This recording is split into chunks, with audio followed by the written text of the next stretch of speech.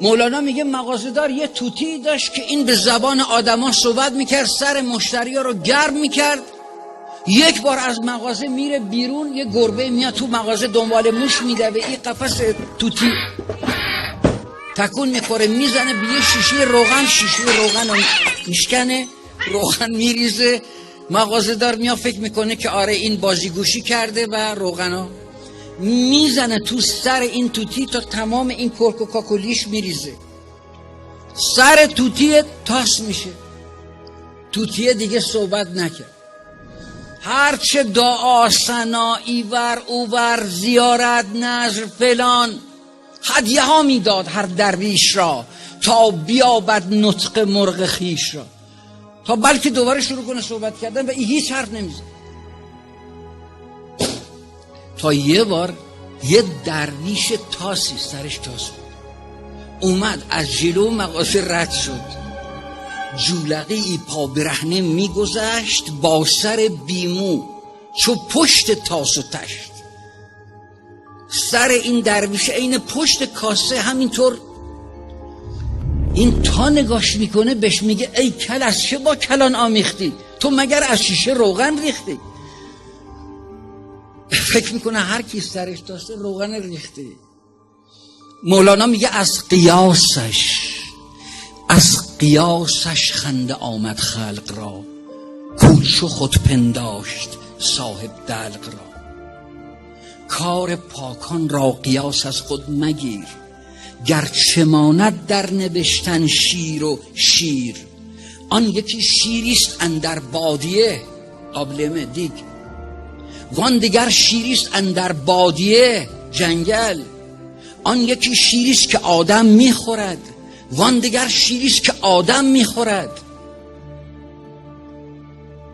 میگه جمله عالم زین سبب گمراه شد، کم کسی ز ابدال حق آگاه شد.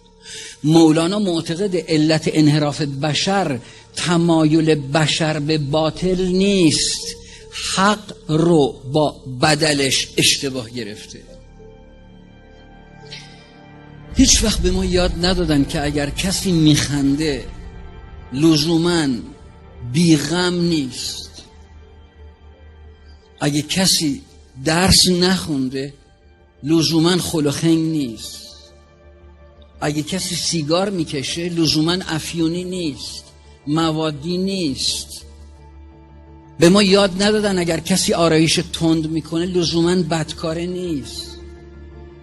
اگه کسی بنز سوار میشه لزوماً دزد نیست. اگه کسی سکوت میکنه حتما لال نیست.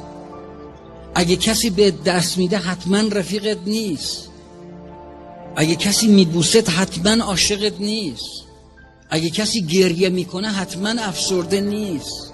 اگه کسی عیب تو بهت میگه حتما دشمنت نیست. اینا رو به ما یاد ندادن.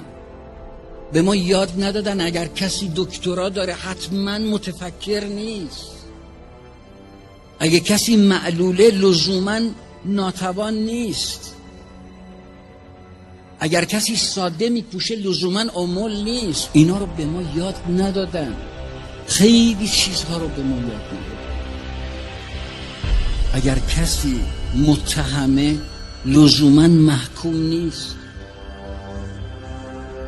اگه کسی فقیره لزوما گدا نیست. اگه کسی بچه داره حتما که پدر شایسته یا مادر شایسته باشه نیست. حتما که پدر نیست، حتما که مادر نیست. این ما یاد نداره.